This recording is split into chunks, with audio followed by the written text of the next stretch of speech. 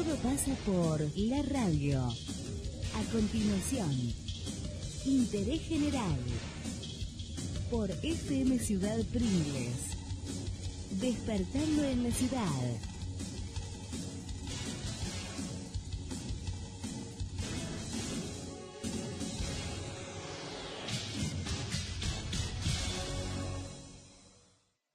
Por decir algo, me gusta volver a los pingüinos de la Tierra del Fuego y al cóndor de la cordillera de los Andes. Me gusta volver a Ecuador y sentarme frente al Cotopaxi, el volcán sagrado, principalmente en sábado. Me gustan los amaneceres en Machu Picchu y los domingos en Chichicastenango, donde los mayas esperan. Los mayas que sabían que nacer es un dolor que la vida compensa.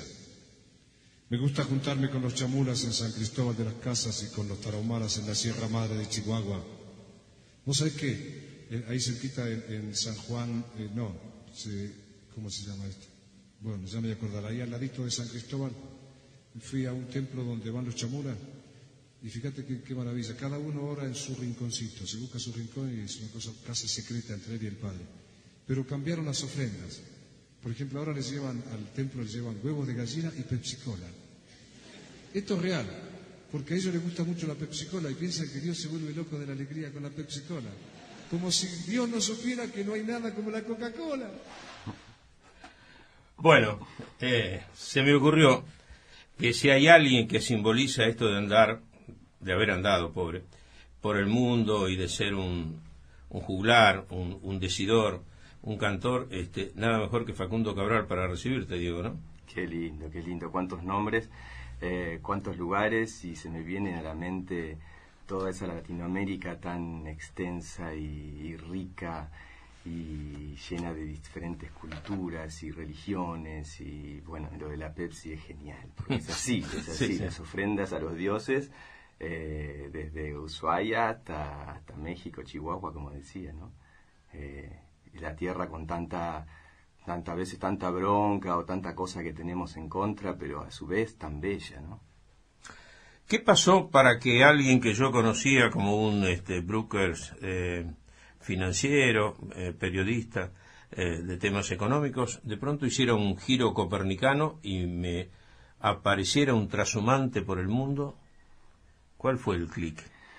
Bueno, es una pregunta difícil de contestar y un poco no existiría la parte lógica sin la parte romántica, la parte de la ciencia sin la parte metafísica, ¿no? Una cosa que no explica una la explica la otra, y un poco yo me metí en el periodismo y en la economía y a mí me fascinaba, y me acuerdo de tener charlas con vos. Así es. Largas, extensas, sobre economía, y intentar entender un poco este mundo tan complicado, ¿no?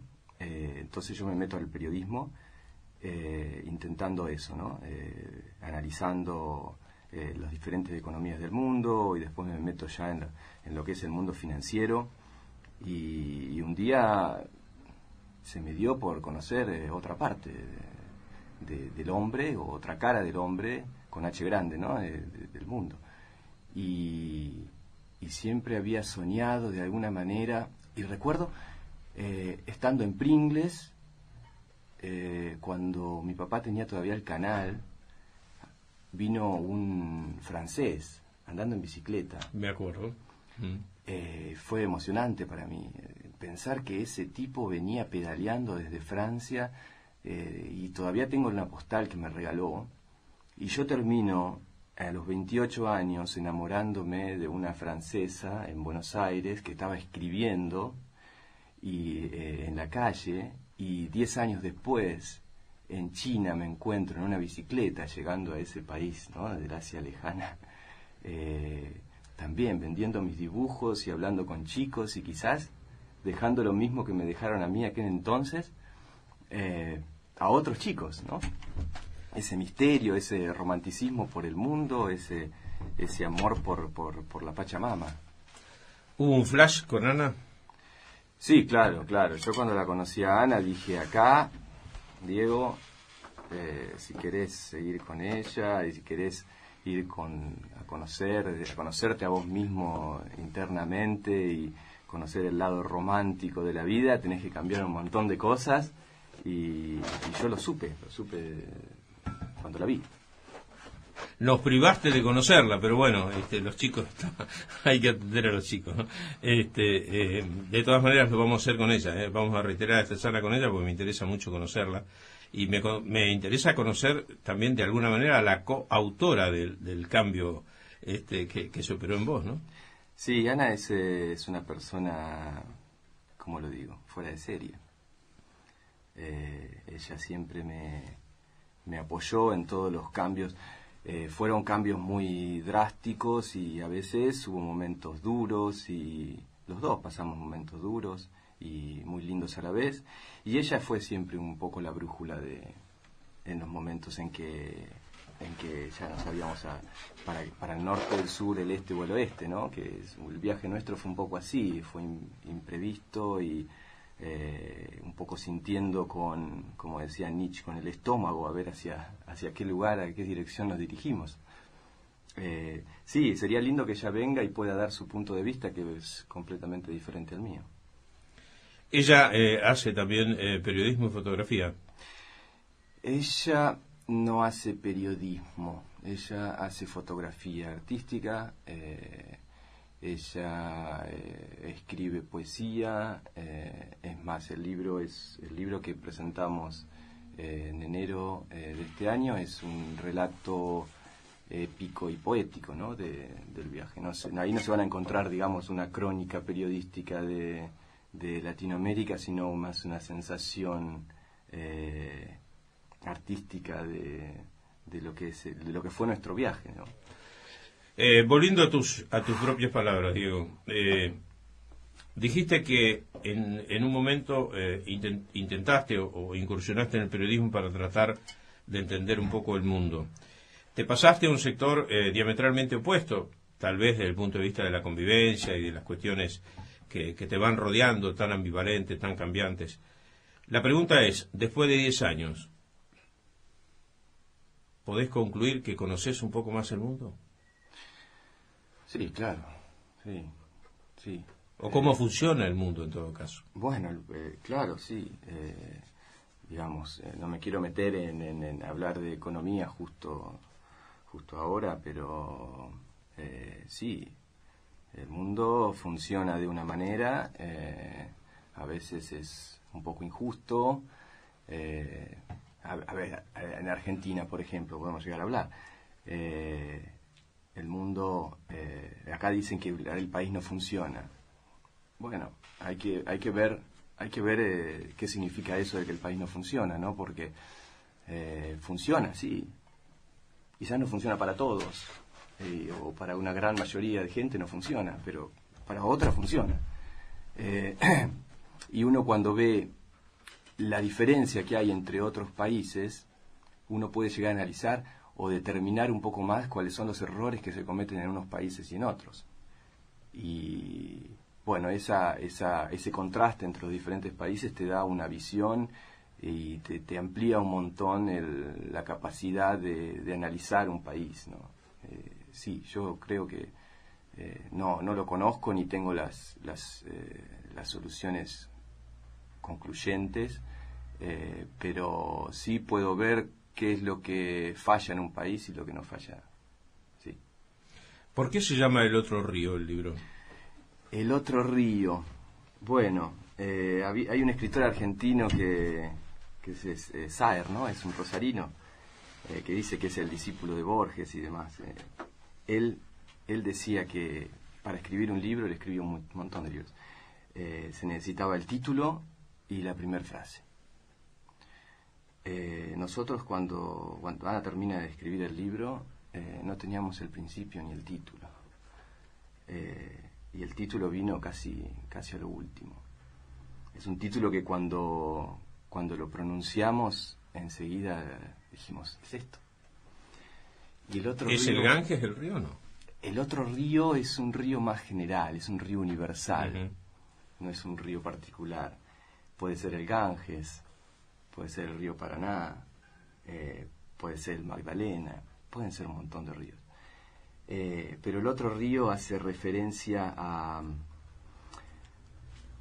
a un río alternativo, ¿no? En que nosotros siempre buscamos el ángulo que falta, buscamos la novedad, buscamos decir, bueno, a ver, ¿qué podemos hacer que sea diferente a lo que estamos acostumbrados?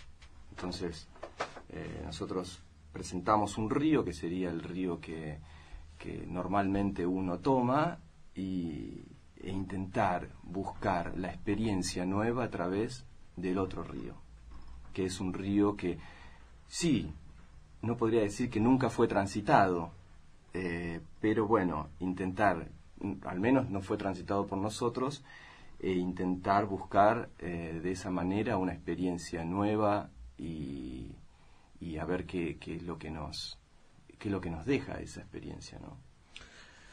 Vos sabés que en todo este tiempo yo conocí parte de la historia de ustedes a través de Graciela, porque ella es la que sigue el Facebook, todo ese tipo de cosas. Yo en realidad no es que no interactúe con Facebook, pero lo hago muy pocas veces.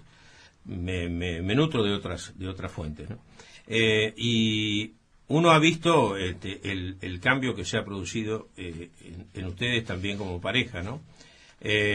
Y a mí me sorprendió, y por eso esto motiva esta pregunta, uno puede llegar a concebir, de hecho yo en algún momento, cuando tenía tal vez los mismos años, bastante menos que los tuyos cuando iniciaste, tenía la misma idea de salir a recorrer un poco el mundo, sobre todo Latinoamérica, en aquel momento. Bueno, se dieron algunas otras cosas y finalmente no lo pude hacer. Lo fui haciendo en pequeñas cosas que pude hacer. Y me imaginaba, bueno, uno con una pareja bárbaro, todo bien, se retroalimentan y demás.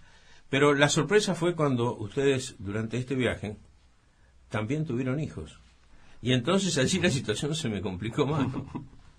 ¿Cómo fue? ¿Qué los motivó a aumentar los riesgos, a hacer bastante más difícil, me parece, ¿no? La cuestión de los viajes, la cuestión de la alimentación, la cuestión de la medicina o las prevenciones o las atenciones necesarias de un bebé y demás. ¿Cómo fue esta historia? Me interesa que me la cuentes. Bueno, sí, claro. Tener un hijo, tener familia en el viaje no fue una decisión fácil. Recuerdo que estábamos en Nepal en aquel entonces. Nepal es el pequeño país entre China y esos dos monstruos, ¿no? China e India.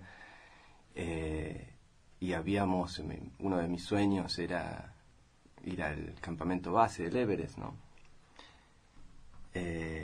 Bueno, les cuento una anécdota ya que estoy.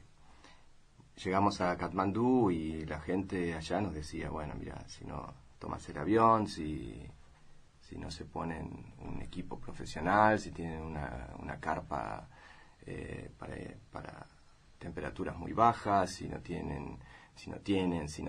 pueden. Bueno, nos encontramos con esa y dijimos, la verdad que no la tenemos. Y si queremos hacerlo, tenemos que ir con lo que tenemos.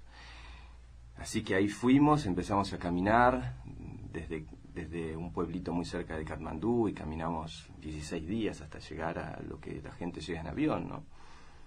Y llegamos... Sin chicos todavía, por favor. Todavía sin chicos. Bien. Y llegamos al campamento base con un poco de frío, muy cansados, tomando unas sopitas deshidratadas, pero cuando llegamos allá fue una emoción muy, muy grande. ¿Y por qué te cuento esto? Porque muchas veces la gente te dice que no se puede hacer. Y claro, tener una familia en el viaje era una de las cosas que la gente nos decía en toda Latinoamérica, recuerdo. Sí, bueno, aprovechen ahora que son dos, porque después cuando uno tiene hijos empieza a trabajar y el tiempo no van a poder seguir viajando. Y entonces nos sentamos después de ese viaje al campamento base del Everest, nos sentamos en una especie de fogón que habíamos hecho, estábamos acampando cerca de un río y dijimos, bueno, ¿qué hacemos? Tenemos ganas de tener un hijo. Frenamos el viaje, continuamos el viaje con un hijo, tenemos un hijo, lo dejamos crecer y después empezamos a viajar y empezamos a barajar un montón de alternativas. Y finalmente vino el siguiente pensamiento, que fue que el viaje nace y se hace en el amor, y un hijo también. ¿Y por qué entonces no incluirlo en un viaje del amor, algo que se hace con amor, que fue un hijo? Entonces ahí decidimos tener al hijo y continuar con nuestro hijo o hijos, y poder compartir con ellos esa riqueza, ese secretito que fuimos descubriendo a través del viaje, y que nos pareció y nos parece que es el tesorito más grande que le podemos llegar a regalar. ¿Y qué aportaron los chicos para el viaje? Es decir, en el balance, dificultades y beneficios. ¿Cómo? No, saldo positivo. Saldo positivo, sí. Nos abrió una dimensión desconocida para nosotros y seguramente para todos aquellos que todavía no son padres, en mi experiencia, ¿no? Es como que uno no ve muy bien a otros chicos, o está más en otra dimensión entendible, pero al tener chicos uno ya empieza a ser padre de todos los chicos, ¿no? O les pasa mucho a las madres también, cuando son madres empieza a saber lo que es ser madre y empieza a ser madre de todos los chicos también. Y así fue como empezamos ya a buscar casas con chicos, ¿no? Para que haya una interacción entre mis hijos y los hijos de otras familias, y empezar a ver con otros ojos y otra dimensión el mundo, que es un mundo ahora con chicos también, ¿no? Entonces eso nos dio una riqueza que antes no teníamos. Claro, también ya no somos tan kamikazes de meternos a cruzar un desierto de 60 kilómetros sin agua ni comida, que no nos importaba, era ya meterle, o subir a un campamento base con short y muy poco de comida, y una carpa de verano. Ahora la pensamos un poquito mejor. Programamos la travesía, programamos el viaje, hacemos distancias que no son muy largas, vamos muchísimo más lentos. Y bueno, está la escuela también. Vos sentís, esto es personal, ¿no? Vos sentís que en todo este trayecto tu organismo, tu físico se fue adaptando a diferentes circunstancias, a climas inhóspitos, a situaciones, no digo de hambre, pero sí de carencia por ahí, por las circunstancias que vos decías. ¿Hay una evolución en el organismo, un adaptamiento a este tipo de circunstancias? Bueno, sí, qué sé yo. Uno, viste, el gaucho, ¿no? Se me viene la figura del gaucho a la mente, ¿no? Una persona que vive situaciones duras, ¿no? No sé, quizás es la primera imagen del gaucho, ¿no? El gaucho, el del Martín Fierro, que comía charque, el que no estaba en la estancia, estaba más que de un lugar al otro viajando, y uno se va curtiendo, como me decía mi profesor de escalada, ¿no? Me mostraba las manos y le veía las manos y tenía cuero en la palma. Y me decía él, y uno escalando se va curtiendo. Y creo que viajando también te vas curtiendo un poco. Te vas acostumbrando a situaciones extremas y teniendo un poco más de paciencia. Cuando empezamos a viajar, viajábamos de una manera mucho más burguesa, por decirlo de esa manera, ¿no? Yendo a hoteles o a hostales, comiendo en restaurantes. Claro, el dinero tiene un límite y uno se tiene que empezar a adaptar de otra manera y buscarle la vuelta para ver cómo se puede continuar el viaje, que era un viaje de un año, y esa fue, digamos que el primer punto importante, fundamental, que hizo que tengamos que adaptarnos de una manera extrema cuando decidimos que de un viaje de un año iba a ser un viaje indefinido. Entonces, bueno, a ver cómo hacemos. Se acabó la mosca. Se iba acabando la mosca. Sí. Claro, sí. Yo estuve recorriendo un poco la página de ustedes y me encontré con un montón de agradecimientos, páginas y páginas de agradecimientos a personas que en diferentes circunstancias fueron factores, digamos, claves para el recorrido, ¿no? Y me entretuve y me imaginé situaciones, ¿no? Me imaginé esas situaciones precisamente, donde uno muchas veces en diferentes circunstancias hace una valoración distinta de lo que alguien te puede suministrar, de la manera que te lo da, con el cariño que te lo da, con el desprendimiento que te lo da. Alguien que por ahí ustedes contaban que los levantó en una ruta y había comprado cosas, verduras y frutas para su casa y se las dio a ustedes. Es decir, esos gestos que me imagino en esas circunstancias te producen una situación muy, muy especial, ¿no? Me pareció recogerlo en todos esos relatos donde ustedes le agradecen a un sinfín, a una cantidad impresionante de gente. Sí, y nos falta, digamos que tendrían que ser el triple los agradecimientos. Y si hay algún factor común que existe en el viajero, porque no somos los únicos viajeros, ni los vamos a ser, ni lo fuimos, y a veces está ese momento hermoso en que uno se encuentra con otro viajero y hay algo en común. Siempre encuentro ese factor común entre los viajeros y es eso, ¿no? Lo que te va dando la gente y te va cambiando un poco lo que uno pensaba del mundo, que un mundo egocéntrico, un mundo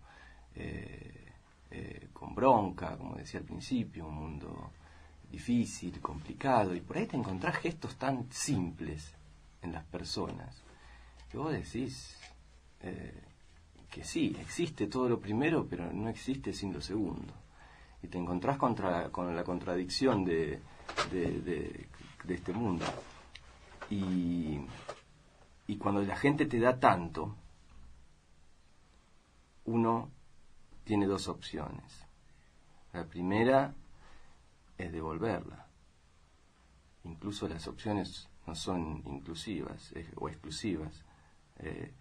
Una es devolverla. Hay muchos viajeros que después de terminar la epopeya, el periplo, deciden hacer algo como para devolver a la sociedad y se meten en programas para ayudar a una escuela, para ayudar a, bueno, infinidades de cosas que se puede hacer por este mundo. Y una persona, me acuerdo que me preguntó, bueno, la gente les da un montón de cosas, pero ustedes, ¿qué le dan a la gente? ¿No? Bueno, fue una pregunta así que nos dejó... ¿Qué claro, dura, en definitiva, ¿no? Claro, ¿no? Irrealista, por otro lado. Irrealista, ¿no? Uh-huh. Porque uno recibe, pero vos ¿qué le das a la gente?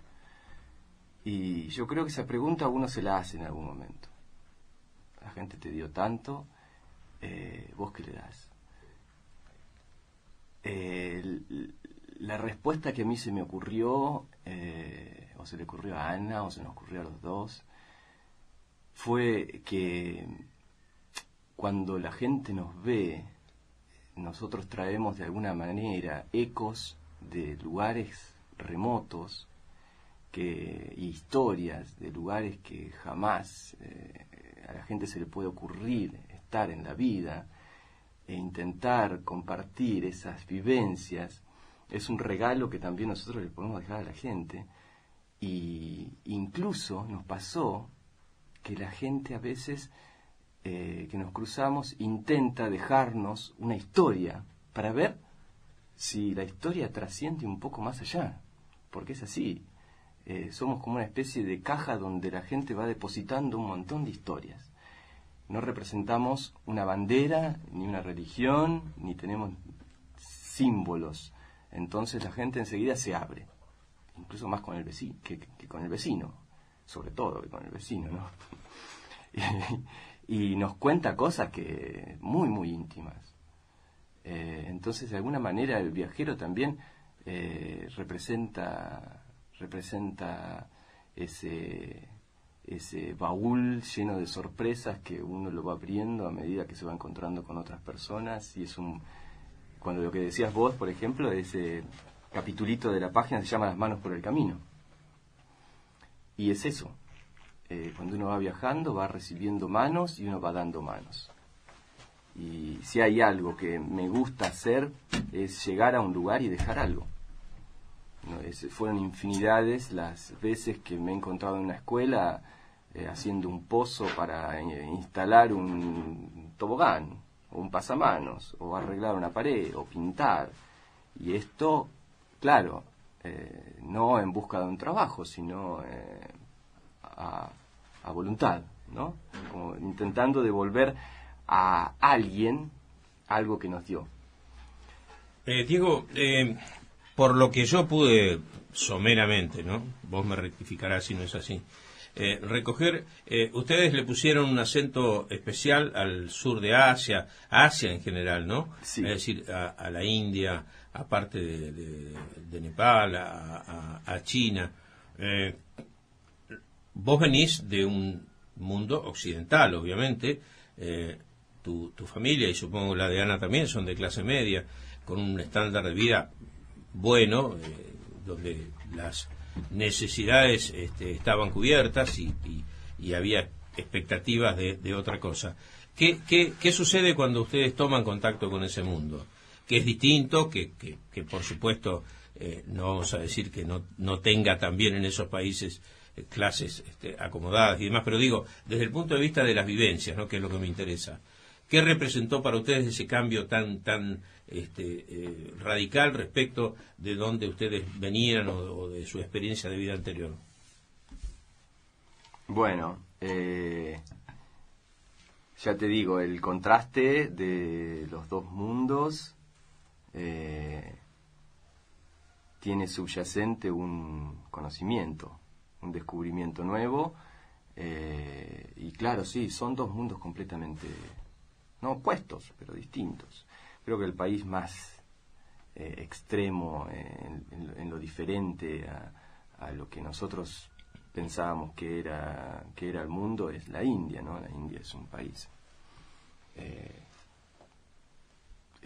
país increíble, es un país incluso China, que uno dice China es lo opuesto. China tiene algo más que ver con nuestra cultura, quizás, que un país como India. Bueno, no quiero profundizar mucho en el tema. Pero, bueno, a ver, ¿cómo llegamos a la India? Ya habíamos cruzado de México a España, y, bueno, esto que decías vos, ¿qué le dejamos a la gente? Es una pregunta que siempre ahí nos dio vuelta en la cabeza, y a ver cómo construimos un puente con la gente. A ver cómo podemos compartir de una manera masiva, una manera más que abarque a más gente lo que queríamos compartir. Y en España llegamos completamente con los bolsillos vacíos, con los pasaportes y una cámara de fotos y en hojotas. ¿Por qué? Porque en México nos robaron todo. Claro, hay una anécdota, dice, de las mochilas, ¿no? Las mochilas. Nos desvalijaron el auto en Guadalajara y nos dejaron sin nada. Por suerte nos llevaron el auto porque tenía un corte eléctrico, y con el dinero que vendimos el auto compramos los pasajes para España, y llegamos así, ¿no? Pampa y las vías. Y llegamos con una flor hermosa que la queríamos compartir con todo el mundo, con esos secretos que habíamos descubierto en todo el viaje por Latinoamérica, pero claro, nadie la veía. Todo el mundo veía un tallo sin los pétalos, y se las mostrábamos a todo el mundo y nadie veía nada. Y dijimos, bueno, ¿cómo podemos hacer para compartir esto que fue tan hermoso para nosotros? Y ahí el primer intento de hacer un puente fue un diaporama, que vendría a ser una serie de fotos con una voz en off que fue audio que fuimos recopilando por todo el viaje a Latinoamérica, o parte, porque la otra parte se lo robaron. Y hicimos este diaporama, se llamó Latinoamérica. Resultado, un pluf total.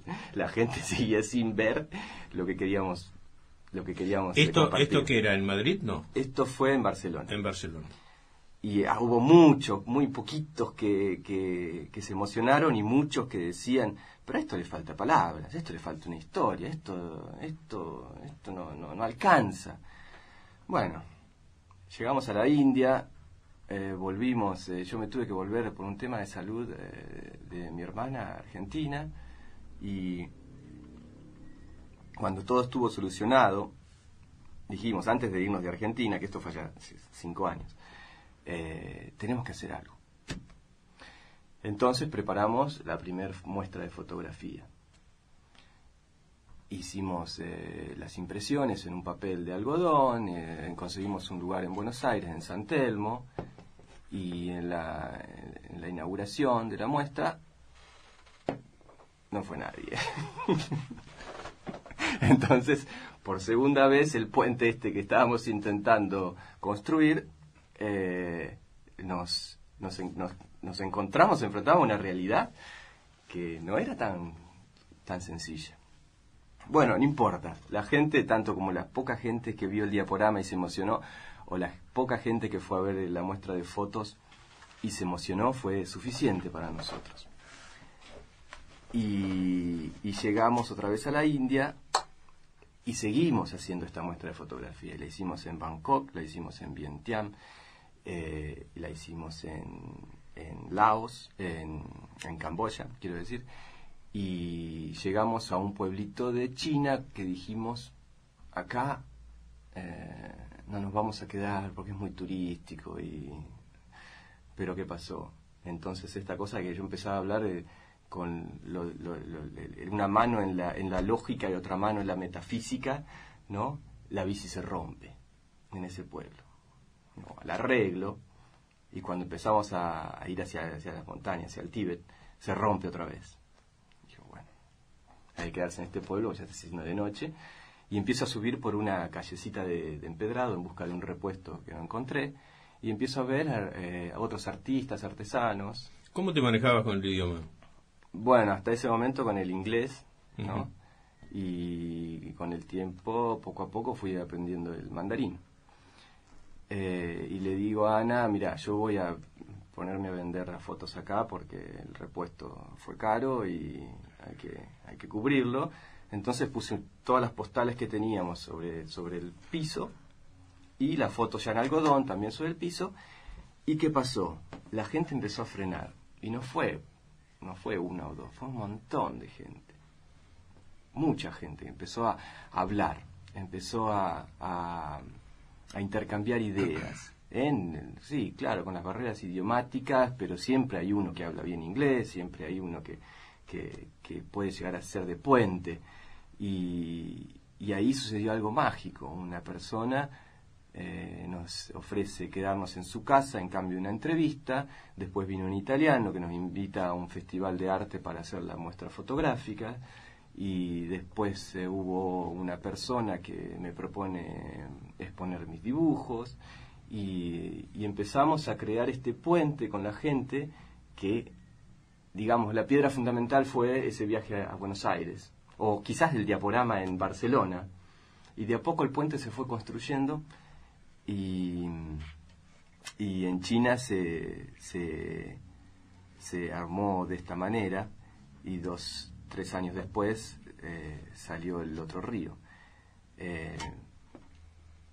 Pero volviendo a tu pregunta, ¿cómo es la vida allá en China? Ya te digo, la vida fue mágica en China. ¿Cómo calificarías a la sociedad china? ¿Es una sociedad abierta? Porque todos tenemos un poco la imagen del imperio, de una clase dirigente muy férrea, muy autoritaria, pero son muchos los millones de chinos. ¿Cómo es la gente? A ver, primero aclaro, nosotros vivimos en China, en el sur de China, en un pueblo que es alternativo. ¿Qué significa? Digamos que no es el estereotipo de lo que es la China.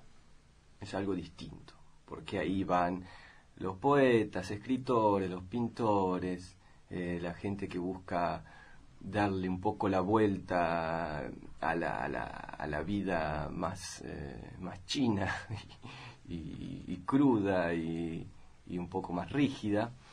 Entonces nos encontramos con, no sé, por ejemplo, el divorcio, que allá es tan mal visto, te encontramos con todas las mujeres que están divorciadas. Bueno, viste, es una más mezcla. occidentalizado, digamos. Sí, completamente occidentalizado y con un amor a la cultura occidental sublime.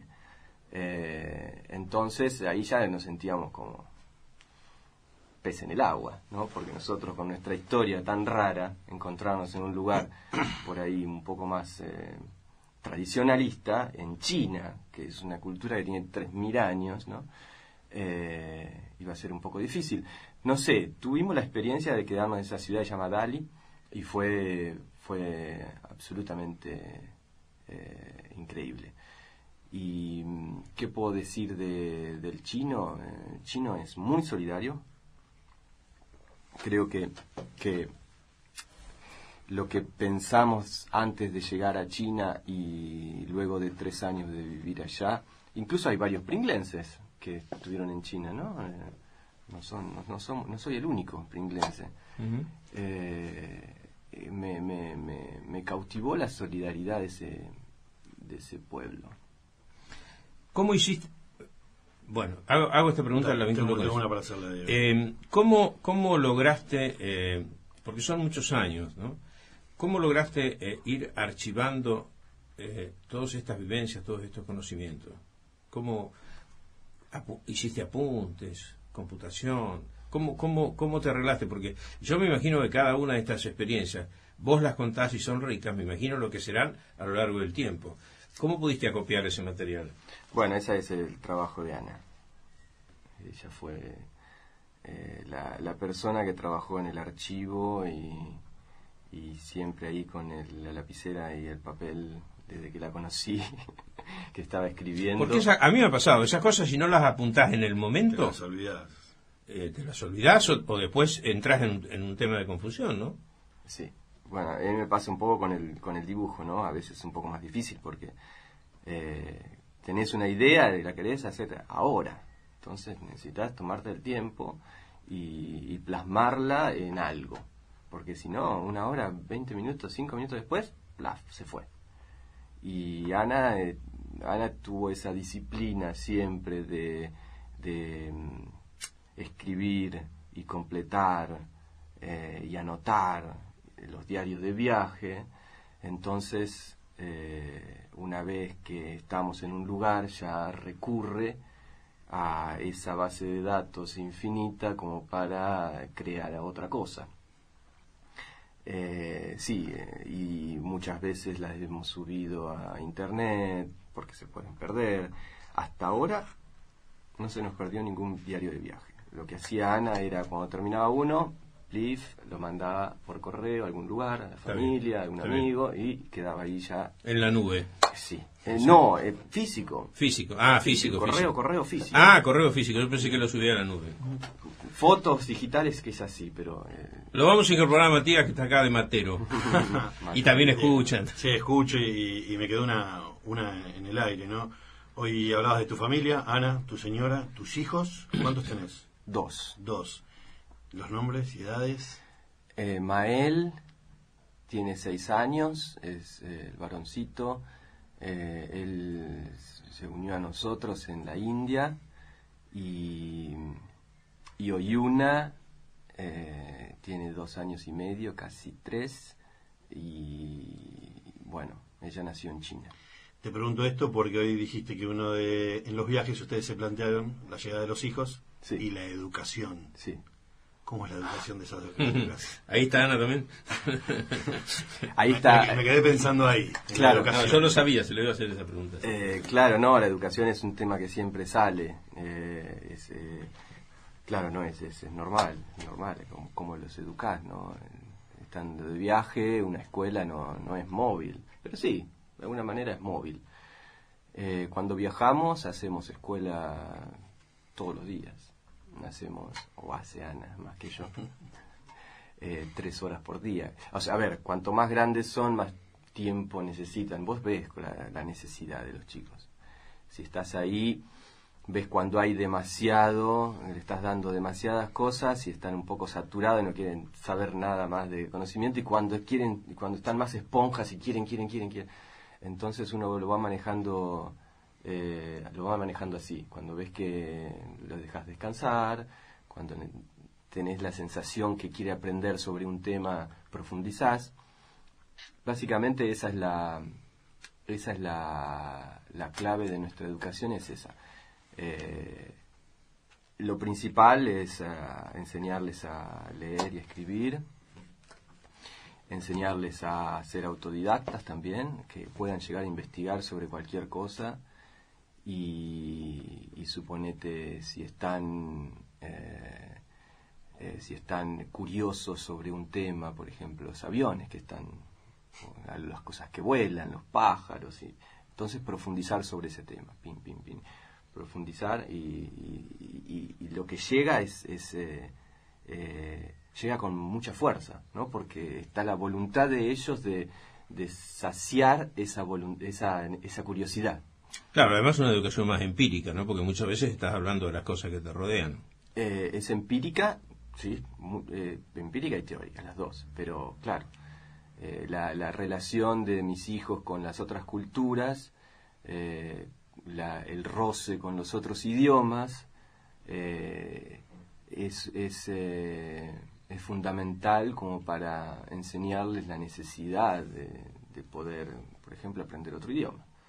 No sé, yo cuando estudiaba inglés, cuando era chico, como tampoco leía libros en inglés y leía todo en español, decía, ¿esto para qué? ¿No? En cambio, cuando estamos interactuando todo el tiempo con gente en otros idiomas, ya le ven ok. Claro. Lo necesito, sí. Lo necesito, ¿no? Y aparte, a veces cuando queremos hablar cosas en privado con Ana, usamos otro idioma, entonces ahí ya, a ver, ¿qué dicen mis viejos? ¿Qué están hablando? Los nombres de los niños, ¿obedecen, tienen empatía con los lugares donde nacieron? Bueno, la nena directamente. ¿Por qué digo directamente? Porque estábamos haciendo un viaje por Siberia, cruzamos el desierto del Gobi, mi mujer ya estaba embarazada, en bicicleta, y nos recibe una familia, y la mujer se llamaba Oyuna. Y cuando dijo Oyuna, digo, este nombre con tantas vocales abiertas, y nos gustó como sonido, como yo sé que es impronunciable, y que me lo preguntan, ¿cómo era que se llama tu hija? ¿Cómo era que se llama? Y está todo bien. Me lo pueden preguntar un montón de veces que... Como cuando a mí me preguntan, tu padre Amílcar, tu hermano Arrigo, ¿y qué? Y para mí es natural. Para mí es natural, Arrigo y Arrigo, para mí es natural. Y sí, que significa la turquesa, la sabiduría, pero bueno, lo que nos gustó a nosotros era el sonido. En la beta poética del sonido de una palabra, de la música de un nombre, Oyuna nos encantó.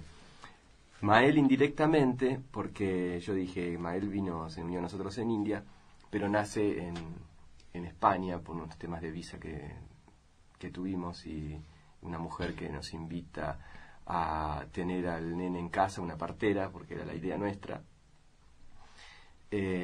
No ir al hospital, sino tener a los chicos en casa y en un ambiente mucho más íntimo, y nace en España, donde es un poco Francia, España, el sur de Inglaterra, es un poco la cuna de los celtas, ¿no?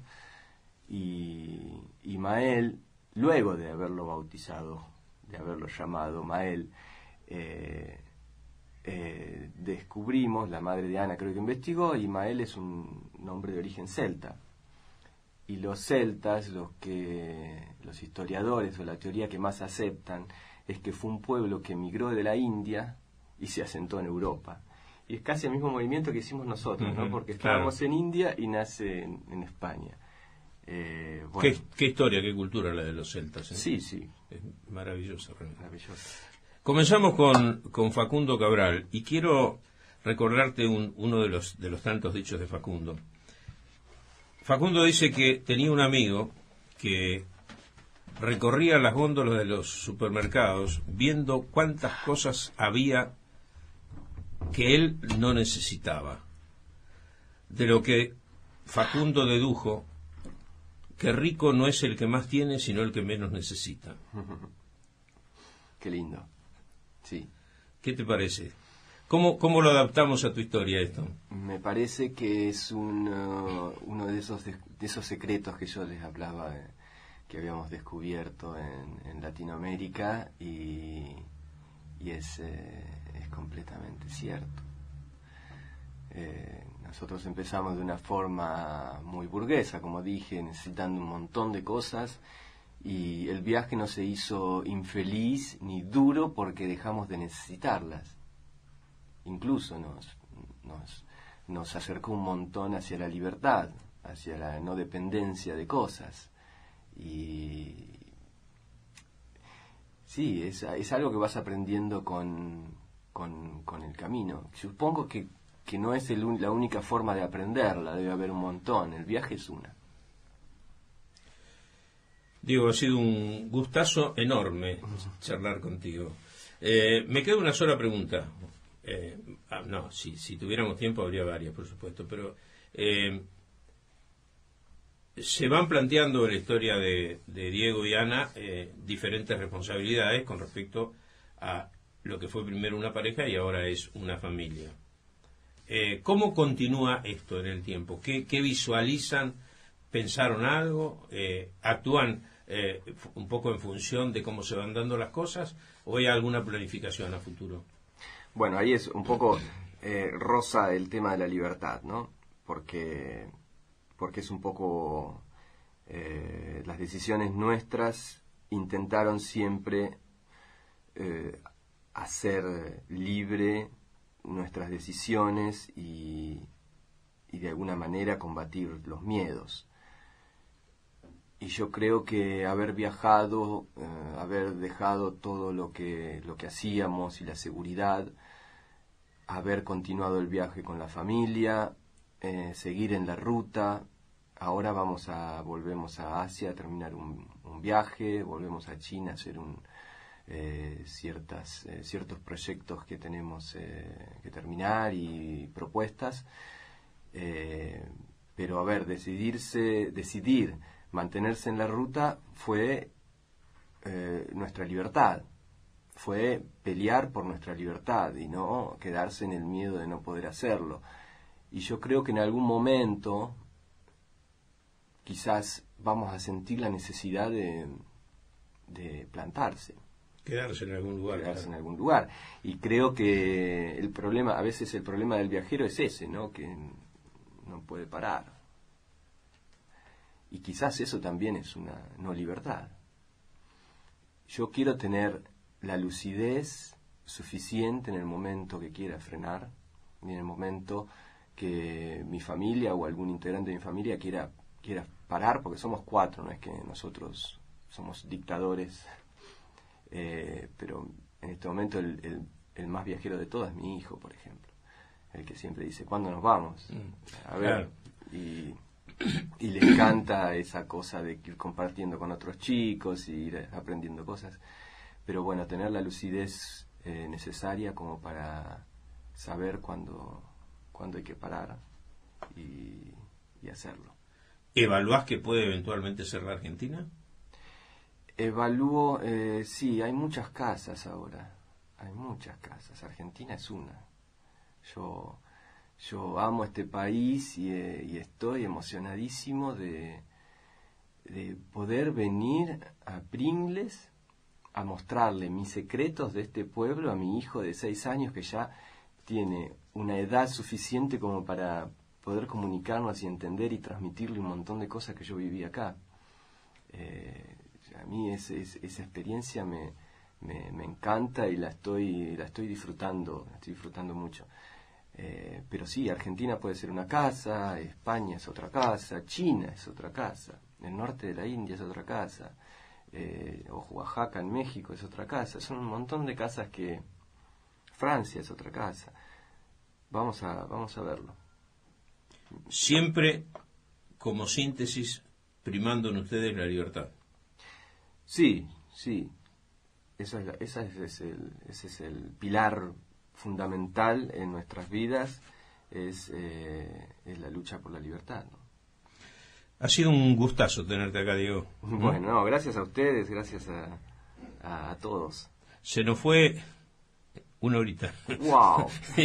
y no nos dimos cuenta. Yo te iba a decir, Ricardo, ¿cómo seguimos? Yo quedé con una paz por dentro que ni te cuento. Y bueno, ahora tenemos que meternos en el mundanal ruido. Claro, nos vamos a una tanda más neutra.